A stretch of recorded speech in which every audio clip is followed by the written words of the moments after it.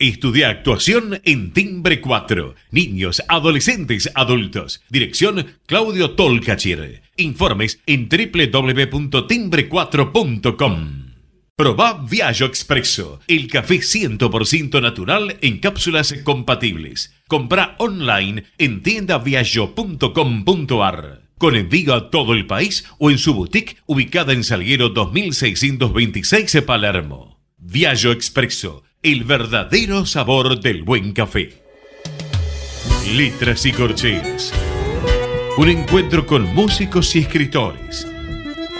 Una hora para disfrutar de canciones y textos contado por sus autores. Letras y corcheas. Los jueves de 22 a 23 con la conducción de Hernán y Mario Dobri.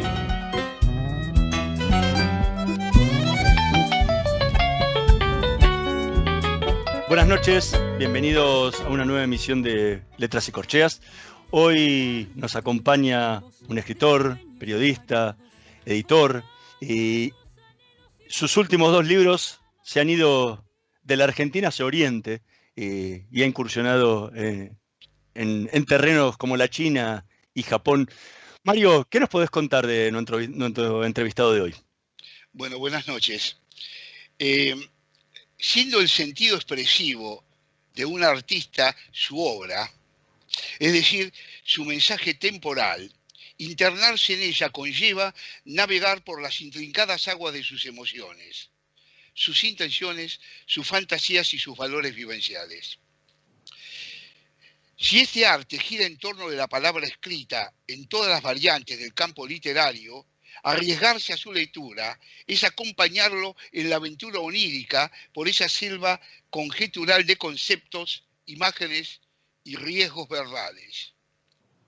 Descorrer el velo artificioso de su literatura significa descubrirlo a él en toda su potencia creativa, pues toda obra esconde al artista, al hombre medular que trasciende su tiempo social, representado por sus valores éticos. Dueño de una abundante y ecléctica literatura, hoy nos visita en Letras y Corcheas un escritor de buen pulso y alto vuelo. Buenas noches, Daniel Gebel. Es un placer contar contigo en nuestro programa. Buenas noches, muchachos. Gracias por esa conceptuosa presentación que esconde mis debilidades. Te hay una pregunta que yo te voy a decir lo que había extractado. Me había propuesto leer 6 libros tuyos, que al notarlos no voluminosos, pensé leerlos rápidamente sin entender que entraba a través de ellos en un intrincado universo de un aventurero memorioso, navegador del complejo entramado del tiempo y de los actos. ¿Radica tu búsqueda como relator de tus escritos en el invertebrado espacio de los hallazgos olvidados? ¿Y es ese el eje de tus novelas y de tus intereses emocionales? Pero, Mario, esa es una tesis, no una pregunta. ¿Cuál es la pregunta? Escribila, hacela, escribila ahora. ¿Qué podría responder? La verdad que no sé. Vamos a una pregunta sencillita. Bueno, una pregunta sencilla es esta. Decís en tu libro El hijo del hijo judío, Sí. Hay una parte al comienzo, que tenés una ensoñación. Estás ante un espejo, tu papá te tiene en brazos, tu mamá tiene a tu hermana, se miran, se sonríen. Sí. Y sufrís un grave sentir de que se sentís el niño idiota de la novela de vivir, de que cuando uno es chico. Sí. Y esa ensoñación luego se transforma en la búsqueda de algo en que desarrollarte. Y decir que querés, que te transformás en escritor, o yo adquirís ser escritor cuando serlo es una cosa extraña. Y serlos provoca, ser es un daño. Pero además es un daño que para el caso tuyo, aparentemente, construye la solución que hace que tu padre te sonría y te sienta un niño natural.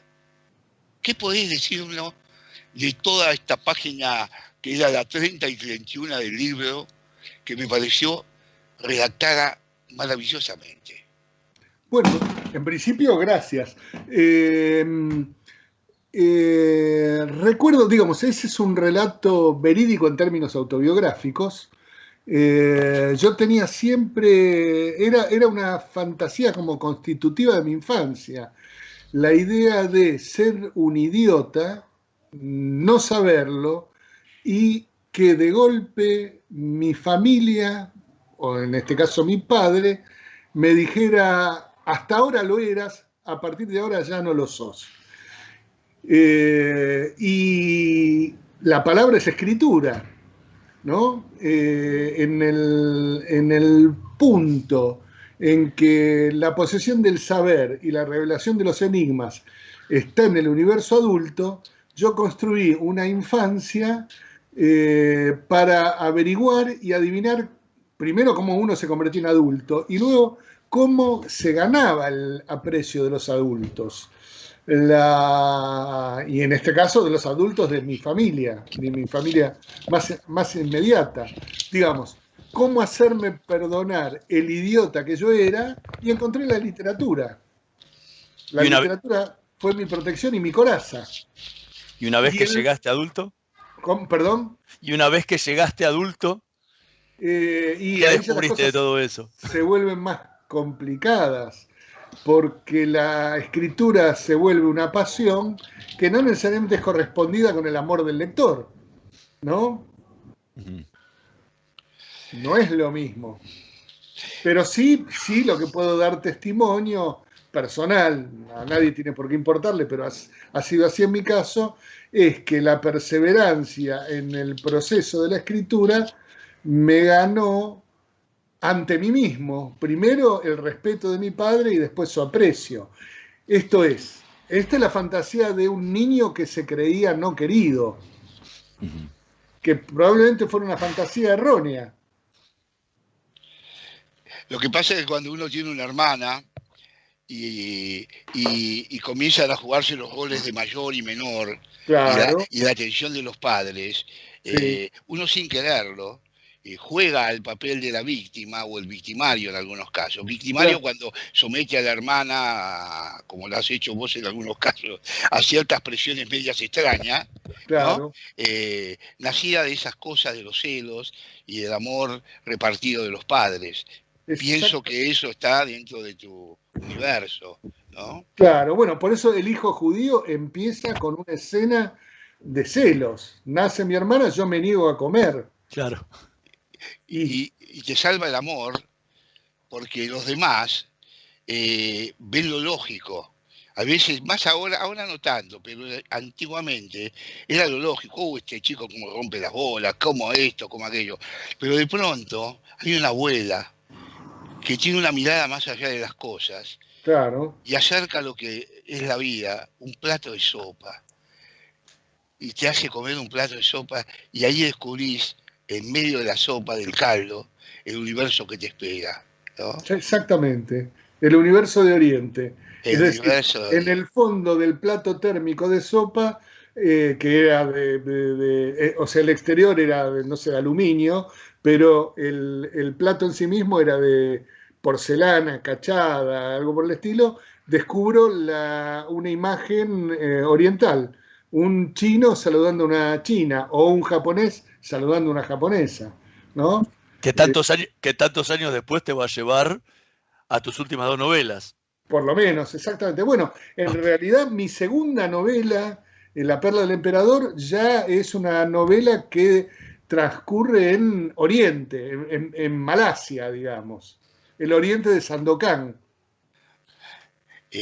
Hablando de la novela, o sea, pasando de un lado al otro, la novela, esta pequeña novela enorme, medio en chino y medio en castellano, Enana Blanca.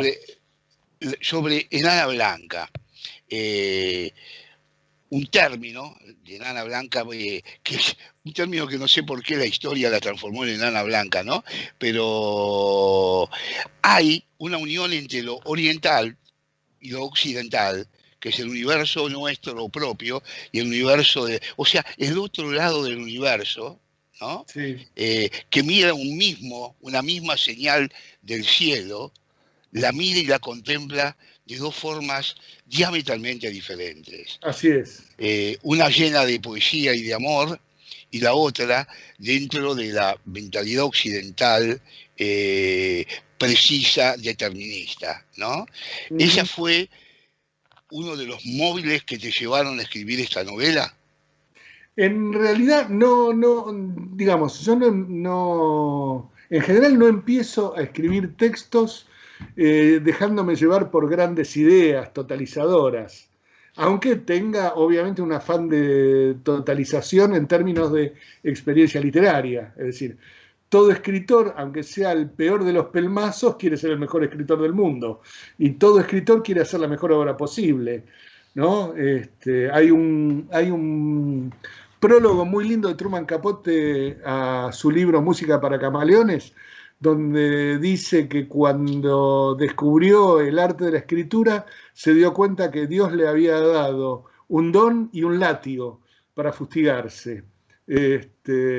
Y ahí estaba él solo con su arte y con el látigo con el que él mismo se azotaba para continuar. Bien, en el caso de Enana Blanca, yo hacía años que quería, por motivos que no puedo develar, quería escribir una novela sobre Tycho Brahe, que es el más grande astrónomo del período precopernicano. Era un personaje fascinante, con una historia personal absolutamente extraordinaria, y juntaba materiales sobre Tycho Brahe, y como yo tengo una biblioteca completamente descuajeringada, donde voy poniendo los libros, después no los encuentro más, lo que juntaba sobre Tycho Brahe lo perdía con los años y no lo encontraba. Entonces un día dije, basta, estoy cansado de mí mismo, quiero escribir una novela sobre Tycho Brahe, voy a Wikipedia, a ver qué me dice Wikipedia. Agarro Wikipedia y leo en la primera página de la biografía de Tycho Brahe que lo que él descubrió, la enana blanca, que ahora se llama SN 1571, y acá vamos a hacer un paréntesis para explicar qué es una enana blanca. La enana blanca es una estrella que ya desapareció, pero que está a distancias siderales y cuyo fulgor tarda miles de años luz en llegar. Bien, la enana blanca que descubre Tycho Brahe en el año 1571 ya se había apagado cientos y miles y tal vez millones de años atrás, pero su fulgor estaba llegando a Occidente y el fulgor crecía, por lo tanto lo que desde Occidente se veía era una estrella en crecimiento. Por lo tanto, muchísima gente pensaba que esa estrella, o sea, primero era un punto minúsculo en el cielo, después creció más que Júpiter, y la gente pensaba que era el fin del mundo. Bien, pero esto que descubren en Occidente en el siglo XVI, lo descubrieron en China y en Corea los astrónomos 2 o 3 siglos antes. Entonces, cuando yo leo ese dato, escribo media página sobre Tycho Brahe, donde cuento la anécdota más visible de su vida, que es que en una pelea, en un duelo a los 20 años, su rival le corta la nariz y Tycho Brahe usa el resto de su vida un tapanarices. Y después paso a contar la historia completamente inventada de un astrónomo chino que descubre que esa estrella es la estrella del fin del mundo. Y bueno, hay una especie de conspiración en el reino chino para evitar que la noticia del fin del mundo se esparza por el imperio, porque eso sería adelantar el fin del mundo. Bien, esa es la novela, conspiraciones, poesía y teología cabalística, porque los argumentos que usa el astrónomo chino que se llama Chen Chiang Kai-shek para hablar con su amante son argumentos sobre la creación del universo que utilizaban los cabalistas. Vamos a escuchar un breve tema y vamos a seguir conversando con Daniel Goebel. Vamos a escuchar Entre tus cuerdas en la voz de Marina Tallini. Un segundito más, estamos de vuelta.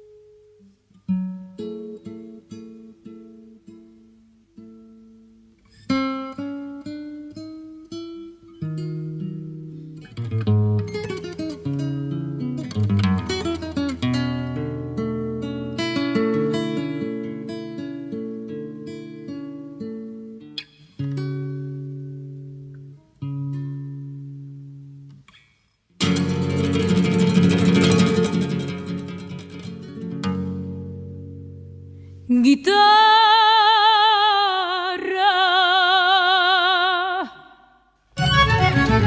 en tu corazón desnudo van mis sueños en ayunas, musitando una plegaria. Tiempo arriba, tiempo abajo, dormitando entre mis brazos. Yo te amaco, yo te acuno. Desde el fondo de tu vientre nace el hijo escarnecido, que es el Cristo de la gente. En que notas desgarradas por las cuerdas de mi vida ha brotado mi alma en llamas. Guitarra, en el fondo del abismo me he encontrado yo a mí mismo, devorando tus entrañas, sin saber que solo he sido una mueca en carne viva, suplicándote.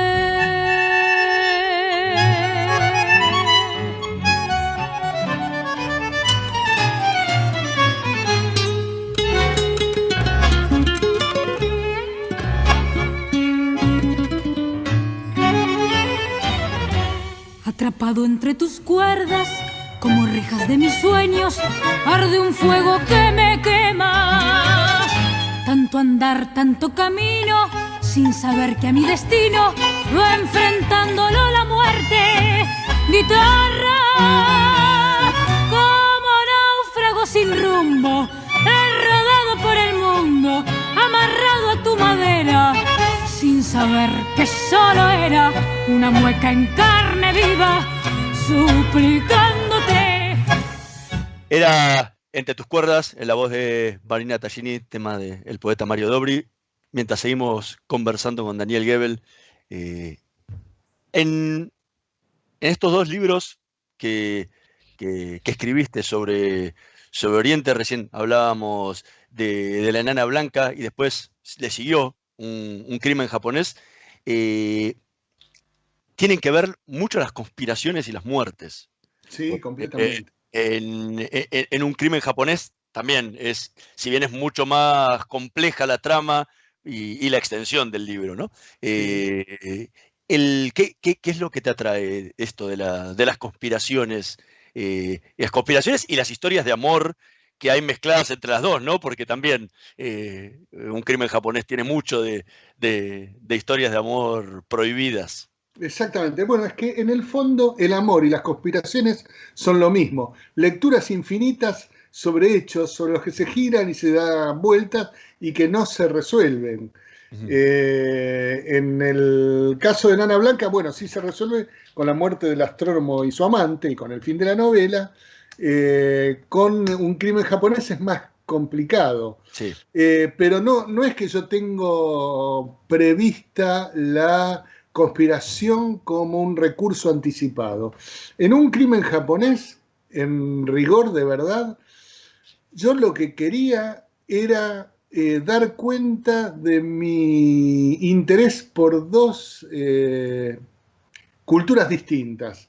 Por un lado, yo quería corregir Hamlet, si se me perdona la vanidad, es decir, contar Hamlet de nuevo, pero quería corregir la rápida resolución del enigma del criminal que hay en Hamlet, donde hay una representación teatral en las primeras páginas de la obra, y ya nos enteramos que el asesino del rey Hamlet es su hermano, el tío del príncipe Hamlet y el nuevo marido de la reina Gertrudis. Y por otro lado, yo quería poner en escena el efecto fascinante que me había producido la visión de Kagemusha, La sombra del guerrero, de Akira Kurosawa. Hermosa película. Hermosa película. Y también poner en escena algo del imperativo categórico del honor, que está en un cuento extraordinario de Osvaldo Lamborghini que se llama La causa justa, que es un texto poco conocido, porque Lamborghini, digamos, es menos conocido en el mundo que Kurosawa. Que Kurosawa o que el joven Shakespeare, ¿no? Pero acá en Argentina ha hecho lo suyo. Bien, y todo eso combinado con una lectura, digamos, yo estoy contando cómo se catalizan cosas que atraviesan años de vida, ¿no? Porque, qué sé yo, Kagemusha la vi hace 20 años. Hamlet la vengo leyendo cada tanto a lo largo desde los 20 años hasta ahora. El cuento de Lamborghini lo conozco hace 30 años. Pero todo se precipitó, por decirlo de alguna manera, cuando leí una nota periodística, creo que en página 12, sobre una técnica japonesa que se llama shibari. Y la novela, Un crimen japonés, se llamaba Shibari. Lo que pasa es que le cambié el título porque hay un libro de cuentos de un escritor argentino que también se llama igual. Y en la editorial me dijeron, no nos traigas problemas, mirá si vos sacás el libro y después el autor hace juicio. Bueno, cambiemos el título. El shibari es una técnica de ataduras japonesas que viene del arte de la guerra y que después se convirtió en una técnica para aumentar el placer erótico, ¿no? Okay. Que los japoneses, y esto en el curso de cientos de años. Primero o sea que cualquier cosa que hace el hombre nunca sabe cuál es el destino último de la cosa. Obviamente, aquí es de la guerra al amor. Por eso. Claro. Y la construcción del shibari como un ritual pasa a Occidente después de la guerra ruso-japonesa.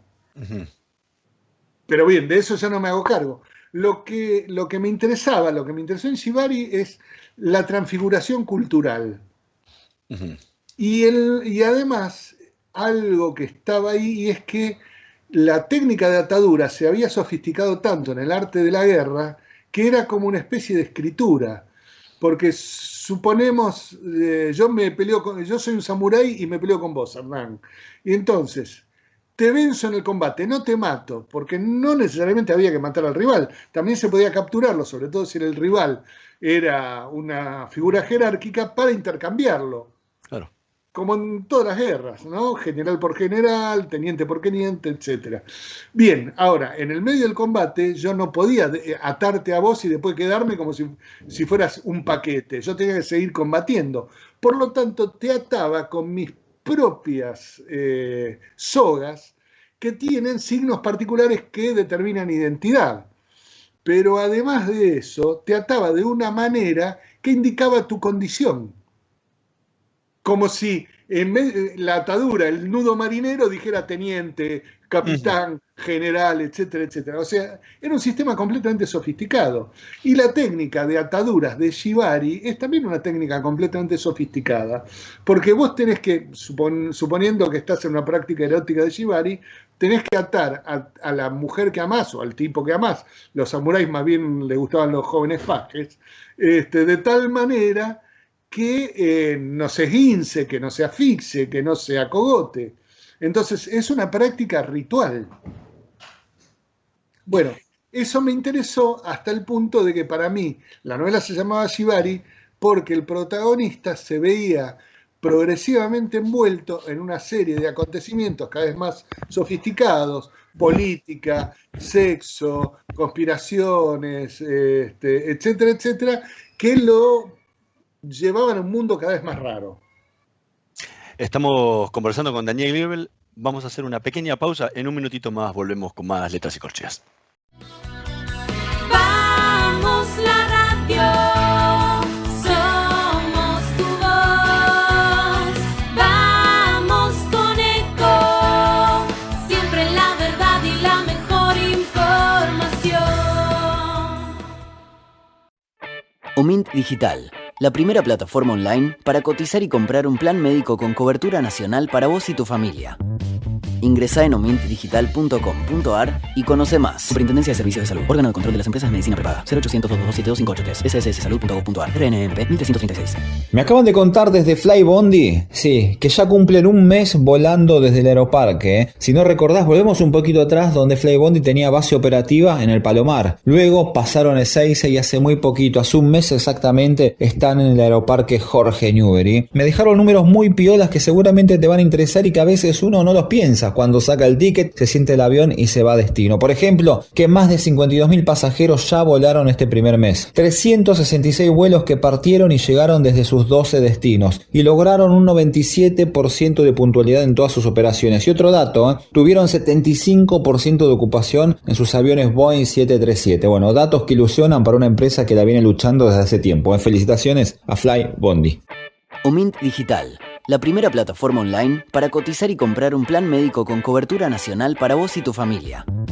Ingresá en omintdigital.com.ar y conoce más. Superintendencia de Servicios de Salud. Órgano de control de las empresas de medicina prepaga. 0800-227-258. SSSsalud.gov.ar. RNMP 1336. No aplaudamos al mosquito, combatámoslo en serio. Para combatir el dengue, el zika y el chikungunya, evitemos que los mosquitos piquen y se reproduzcan. Usemos repelentes, coloquemos tules en la cuna de los bebés y demos vuelta a contenedores para que no se acumule el agua. Si tenés fiebre alta, dolor de cabeza y dolor muscular, no te automediques y acudí al médico. Encontrá más información en argentina.gov.ar. Argentina Unida, Ministerio de Salud, Argentina Presidencia.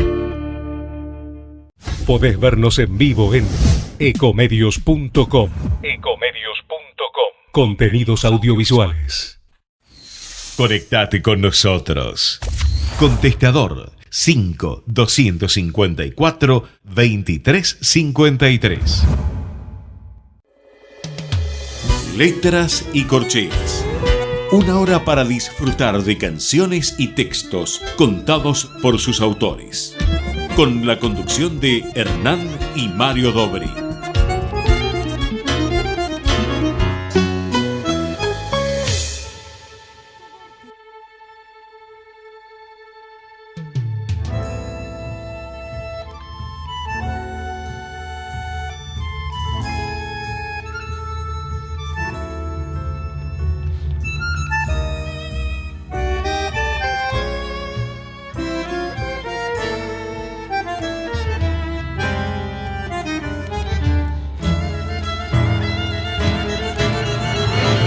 Es la esperanza un horizonte donde el sueño se ilumina, desnudado en cada esquina por la dura realidad. ¿Y a dónde ir? ¿Y a quién buscar?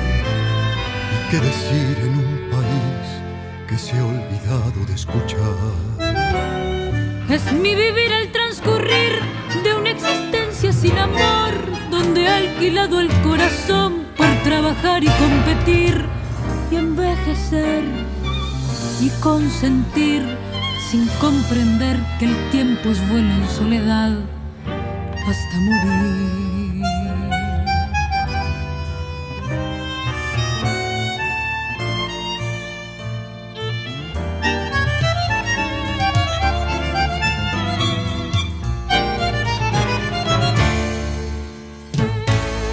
Estoy anclado en la ciudad con tanta gente como yo. De la oficina al subte voy, bañado en luces de neón. Todo sucede en el andén, en una historia sin final. Nadie me ampara en mi sufrir, nadie me guarda en mi soñar. Es tan lejano donde estás y es tan lejano donde estoy. Quizás nos una la ilusión que la distancia nos negó. Miro tus ojos y tu voz, quiebra su angustia en el cristal. Cuánto deseo hay en mi amor, cuánto cansancio sin amar. Envíame un email del corazón, donde me transmites tus pasiones y tus penas. Líbrame el dolor de saber que hoy en esa pantalla luminosa a mí me esperas. En la soledad de la habitación, desde el monitor desgrana sueños y sonrisas. Yo te hablo de amor, llena de ilusión, y el tiempo nos deja un vano ruego de caricia.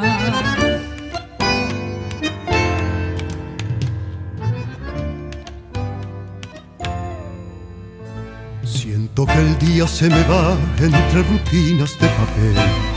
Grave razón el presentir, vano placer el parecer. Hoy por las calles para hallar tu rostro entre esa multitud. Busco tu ausencia en la ciudad, creo encontrarte y ya no está. Bajo el destino del después existe el hoy que huye al andar. Parado y triste en el andén, ves que la vida se te va. Siento tus manos por mi piel en una extraña sensación de comprender sin entender, de sumergirme en lo que soy. Envíame un email de tu corazón, donde me transmites tus pasiones y tus penas. Líbrame el dolor de saber que hoy... Escuchábamos Envíame un email en la voz de Vanina Tallini y Jesús Hidalgo, tema del poeta Mario Dobri. Mientras seguimos conversando con Daniel Goebel, recién contabas esta conjunción de fuentes que te inspiraron a escribir un crimen japonés. ¿En qué momento se te ocurrió tejer todo esto y decir, bueno, voy a insertar todas estas ideas en esta novela, porque vienen de lados totalmente diferentes? Claro, es que, a ver, el universo de referencias lo descubro luego. Esto es, yo leo la nota sobre Shibari y digo, qué interesante, y de golpe me pongo a leer algo y no sé, digo, qué sé yo, voy a buscar, leo, digamos, lo que leo es la historia de esa transformación, ¿no? De la guerra al amor. Por lo tanto, leo el paso del tiempo y además la transfiguración de una cosa en otra. Después, ¿cómo se me ocurre el resto? No sé, de golpe digo, bueno, esto tiene que ocurrir en algún siglo X de Japón. Te fuiste como 1000 años atrás. Me fui siglo XIV en Japón. No pasa en el siglo XIX, pasa en el periodo de las guerras feudales. Empiezo a buscar guerras feudales, de golpe encuentro periodo Muromachi, empiezo a leer. Hay un personaje, un shogun que se llama Ashikaga Takauji. Me gusta el nombre Takauji. Después me doy cuenta que el apellido Takauji. Después, tarde, me doy cuenta que el nombre parece un chiste. Ashikaga parece Aikaga. Parece un chiste, pero yo ya había empezado a escribir la novela, era tarde para mí. Y después aparece el nombre del protagonista. Tanaka es un anagrama de katana. Katana es el arma de los samuráis. Y después va ocurriendo el resto. Es decir, cuando me doy cuenta que yo estoy pensando, o que algo en mí está pensando Kagemusha, la historia del guerrero. Cuando empiezan a aparecer en mi novela los autómatas, los dobles, la figura del doble, porque es una novela japonesa, pero es también una novela barroca, completamente barroca, con simulacros, con representaciones de la realidad de los hechos. Y entonces ahí me acuerdo de Kagemusha, donde el shogun debe ser reemplazado en combate para que los demás no piensen, como el Cid campeador. ¿Se acuerdan que el Cid, según se dice, ganó la última guerra? Pero muerto y arriba del caballo. Muerto, exactamente. Entonces, yo tengo un shogun que no aparece nunca, ¿no? Sí. Y que su propia esposa se disfraza de él para... Claro, y después se disfraza la madre también de él. Sí. Y la esposa lo conoce fingiendo que es un autómata. O sea, es una novela rara. Sí. ¿No? Haciendo hincapié en lo que decís, en este aquelarre de papeles y de cosas que se te meten, y tus dos novelas, el caso Voynich y lo que siguió, y Enana Blanca, hay elementos conjuntivos de unión, incluso temporales. Por ejemplo, en el caso Voynich, el primer dueño de lo que se llamaría el manuscrito Voynich, se va a llamar el manuscrito Voynich, suele ser, o se dice ser, Rodolfo II de Bohemia, ¿no? Sí, o sea, el nieto de Carlos I de España. Sí, señor. Es así, Rodolfo II de Coso. Pero vos hablaste de Tycho Brahe. Sí. Y Tycho Brahe va a descubrir la Enana Blanca en la corte de Rodolfo II de Bohemia, que había ido para ahí. Por lo tanto, muere en la época también donde Rodolfo II, y esa es la unión entre las dos novelas, ¿sí? Que quizás te dieras cuenta, pero hay un nexo de unión. También hay suertes paradojales tuyas. Sí. Suertes paradojales. Sí. Por ejemplo, el emperador que vos nombrás para hablar la parte china de tu novela de la Enana Blanca, que creo que se llama Long Pi o Long Qi, que pertenece a la dinastía Ming. Él muere en 1572, día en que se descubre la Enana Blanca, pero él no muere en noviembre, él muere en julio. O sea que 4 meses antes, ya no vivía más cuando la Enana Blanca ocurrió. Por lo tanto, es un hecho que nunca pudo haber sucedido. Como dice Borges en un relato, en un prólogo, que se cuenta con Lugones en la biblioteca, en la calle México, y bla, bla, bla, bla, y él dice, la verdad que había muerto hace rato, la biblioteca no está, pero de acá un par de millones de años, ¿quién corno va a creer que esa cosa no sucedió en ese tiempo? ¿Esa fue tu idea? ¿Esta fue tu idea, la tramoya mental que nos metiste a todos? Mirá, lo que pasa es que esas cosas van apareciendo. Cuando yo escribí el caso Voynich, o cuando estaba escribiendo el caso Voynich, primero, yo me senté... El caso Voynich es una novela que publiqué hace más de 10 años, que se encuentra, por supuesto, porque no es que mis libros se agoten. Sí. Cuando yo me senté a escribir el caso Voynich, yo no sabía nada del asunto, nada, absolutamente nada, ni de Rodolfo II, ni de Tycho Brahe, ni de nada. Yo estaba escribiendo otra novela que era El Absoluto, buscando referencias, no sé por qué, en internet de golpe encuentro la expresión manuscrito Voynich. Viste que en internet cuando hay algo que tiene su desarrollo en internet, está en azul subrayado. Sí, entonces uno puede cliquear y abrirlo. Yo estaba buscando, en aquel momento, si yo mal no me acuerdo, estaba buscando información sobre los médicos del hijo hemofílico de Nicolás II, y andaba con Rasputín y la Rusia prerevolucionaria. Porque en mi novela El Absoluto, el personaje principal es un músico con formación teosófica que es Alexander Scriabin. Bien. Entonces andaba por ahí, y eso creo que lo digo en el propio texto del manuscrito Voynich, y de golpe aparece la palabra manuscrito Voynich. Lo busco y se me abre un universo nuevo. Entonces empiezo a investigar. Y cuando yo empiezo a investigar, yo empiezo a escribir rápidamente por las dudas de que el exceso de información me haga sentir que ya está todo escrito al respecto. Prefiero partir de una mínimas unidades de información e ir reparando mi ignorancia en el transcurso del tiempo. Entonces, en el manuscrito Voynich sí estaba Rodolfo II, estaba John Dee, estaba la Praga medieval, los alquimistas y el misterio extraordinario de un manuscrito que no puede ser develado desde su posible aparición en el siglo XIV o su posible escritura hasta ahora. La NASA no sabe de qué se trata el manuscrito Voynich, los criptógrafos no saben de qué se trata el manuscrito Voynich, y yo doy cuenta, digo, mi novela, esa brevísima novela atraviesa 8 siglos de la historia de Occidente sin encontrar resolución para el enigma que plantea. Entonces, ahí descubro también a Tycho Brahe, que me queda colgado.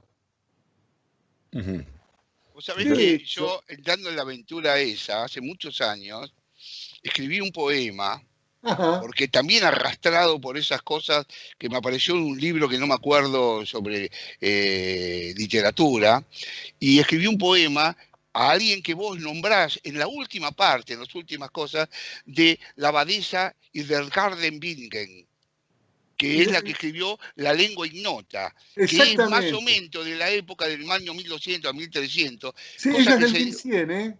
Sí, 1200 más o menos, es santa, es una santa, ¿no? Sí, Santa Hildegarda von, todo eso. Mi novia me dice, saca esa vieja loca de acá. ¿Qué mierda de música acá te tenés a un gusta, tipo vos? que te hace pata. Claro, es extraordinaria. Es cierto, inventó una lengua ignota, hablaba con los ángeles, discutía una mujer en la bajísima Edad Media, discutía de par a par con los papas de teología. Estamos conversando con Daniel Goebel. Vamos a escuchar el último tema que tenemos para esta noche de Letras y Corcheas. Sabor amargo, en la voz de Jesús Hidalgo.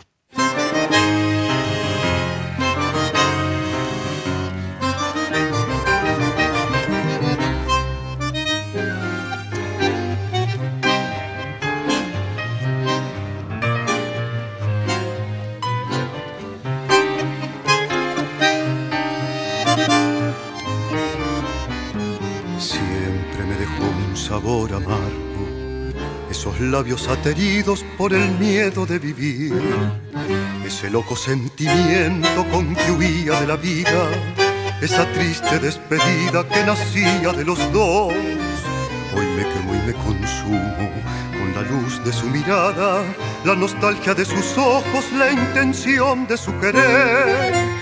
En un piélago insondable se quedaron nuestras almas. Hoy me falta la palabra, no me puedo contener. Miedo de amarla, de verla, qué horrible angustia cruza mi pecho. Sueño, locura de sueños, como fantasmas que me enloquecen. Y el vendaval de lágrimas y llantos sin final.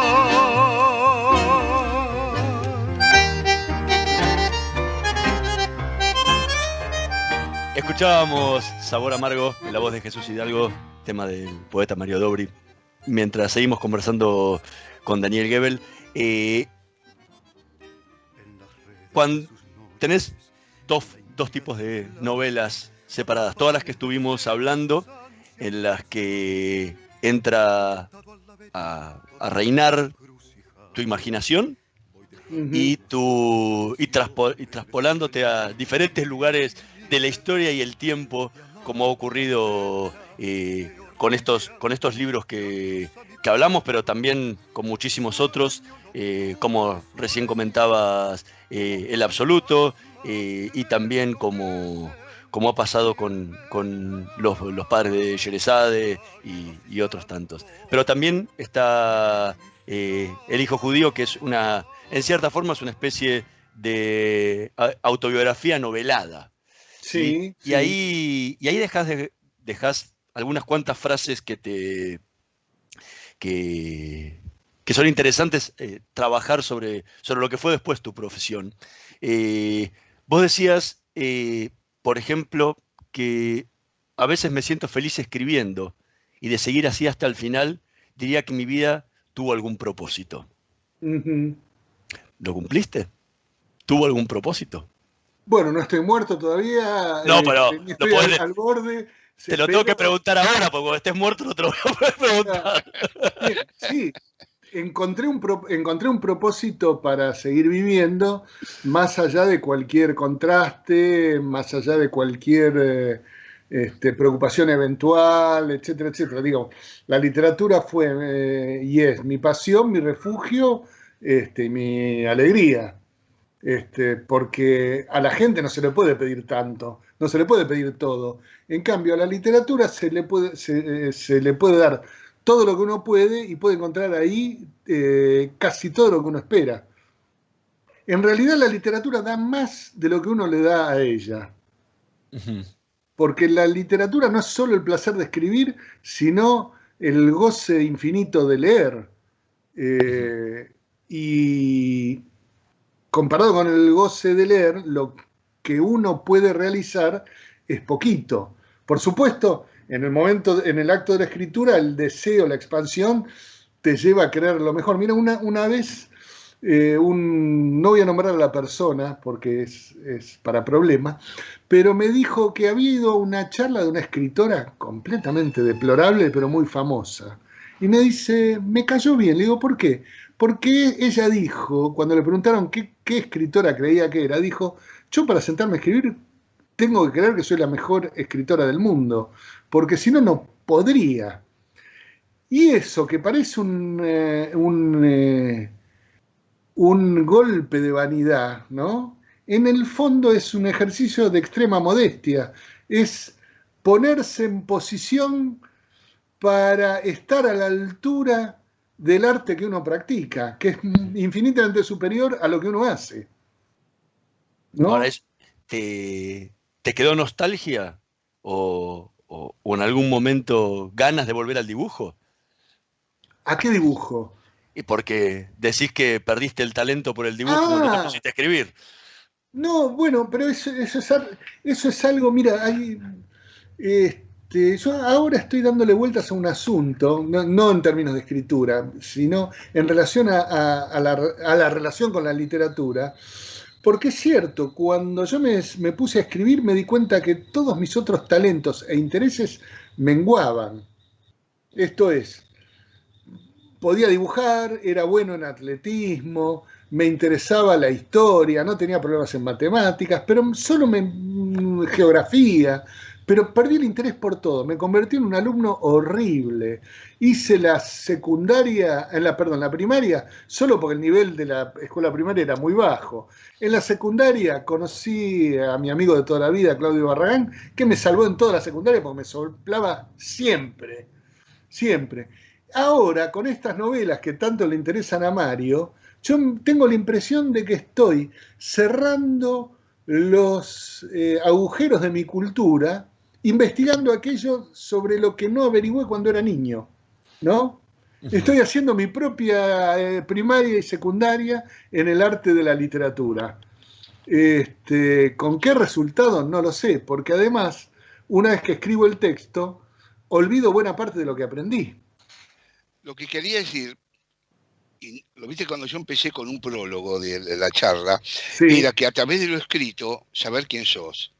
A mí lo que me atrajo, además de lo escrito, es el vuelo. Es decir, no solo la persona que se mete en la idea de escribir, sino la persona que se mete en la idea de volar. Es decir, de pronto comienza a tener la libertad de volar y vuela sin tomar medida del vuelo. Entonces, por ejemplo, lo llevo a tu novela Enana Blanca. En Enana Blanca tenés en 3 capítulos 3 poemas. Sí. 3 poemas hilarantes, porque realmente tiene partes que son de locura. Por ejemplo, en el primer poema, que es un poema de amor y de amistad, donde conlleva toda la novela a creer de que era atrás de cada una de esas palabras, decís un tercer verso que es patético, dice, para el amigo sincero. Claro, Eso, es un Almafuerte. no, eso es José Martí. Ah, José Martí, para el amigo sincero que me da su mano franca. Claro, cultivo una rosa blanca como junio con el enero para el amigo sincero que me dé su mano franca. Y yo dije, claro, este es un poema de amor y de sinceridad a los que ama y a los que no ama. Por lo tanto, todo lo que voy a ver de aquelarre, de nanas blancas, posa y saca y todo, no tiene nada que ver más que con este pedacito que me tiró para que yo me dé cuenta, y a ver si yo me doy cuenta. Y entonces leí todo el poema así, y ahí lo signifiqué en chino, que no había leído José Martí. Claro. No entendía un carajo de todo lo que tenía todo lo que estaba diciendo. Lo mismo va a pasar con el capítulo 4 y 5 tuyo. En el capítulo 4 y 5, incluso con este invento de el inventor de las cosas raras, que hay un pedacito que ponés que es una pinturita, que es entre lo que cae en la mente, ¿cómo se llama? La inspiración y el laburo. O sea, lo que me es inspirable o lo que yo puedo razonar y trabajar. Sí. El chino no le caía de derecha a izquierda, de izquierda a derecha con los arcos, no le caía una idea de encima. Hasta que se sentó y se puso a razonar el invento que quería. Esa es una enseñanza mayor del capítulo 5. Ajá. O sea que más allá de lo que escribiste, está lo que enseñás, lo que se muestra. Ese es el tipo que yo quería buscar a través de tu novela.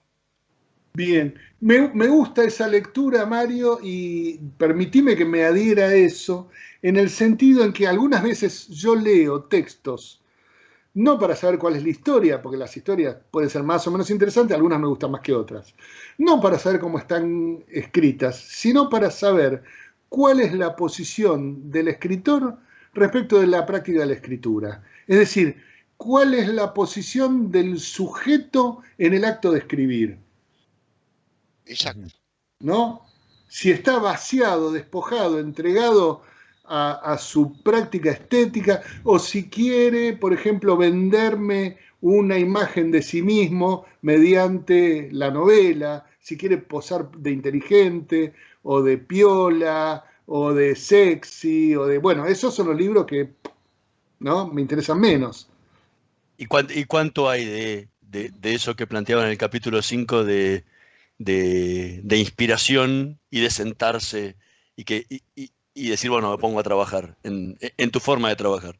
Mira, no lo sé, digo, me parece que el personaje que recorta Mario, que se llama Lun Pen, que Sí. además, por supuesto, es un chiste, porque ¿qué Sí, chino lumpen. se llama?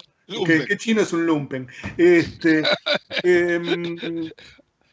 El personaje ese tal vez sea un ideal de la práctica de la escritura. Sí tengo que decir que Enana Blanca fue para mí, aunque sea un libro chiquitito que Sí. nadie ve, nadie se enteró que salió, es un punto que en términos de éxtasis literario, de producción estética, para mí es un punto alto. Yo nunca había escrito, desde los 15 años, nunca había escrito un poema, me senté y escribí 3, que son poemas cosmológicos, Sí.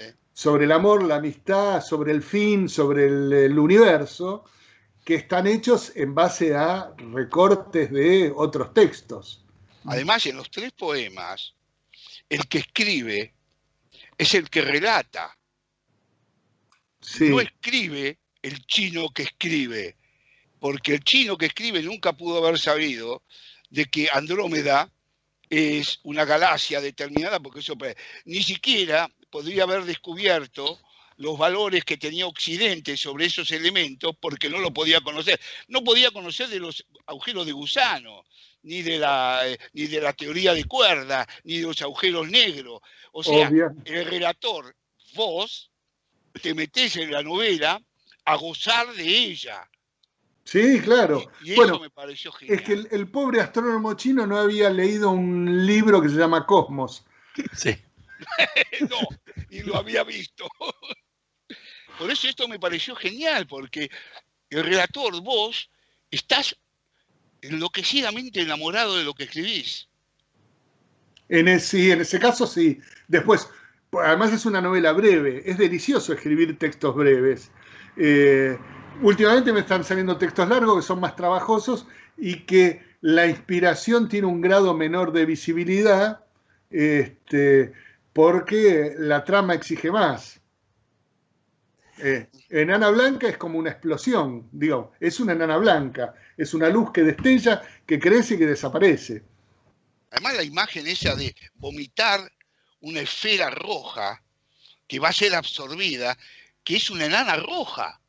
O sea, es la muerte, su muerte, pero condensado todo lo que fue en eso que se lo entrega a su amada. No me digas que es una entrega emocional que no la he visto muchas veces, porque hay otras formas de imagen.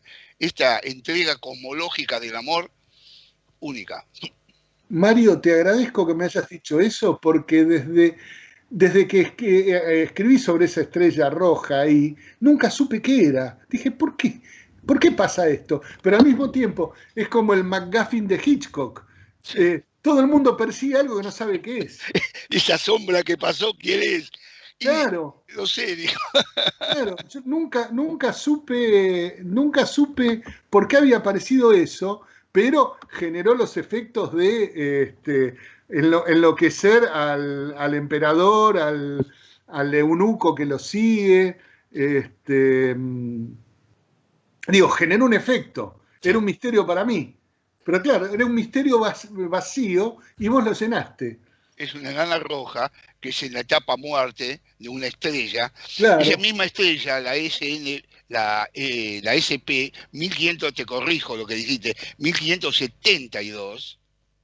¿No es 71, es 72? No, bueno. 1572.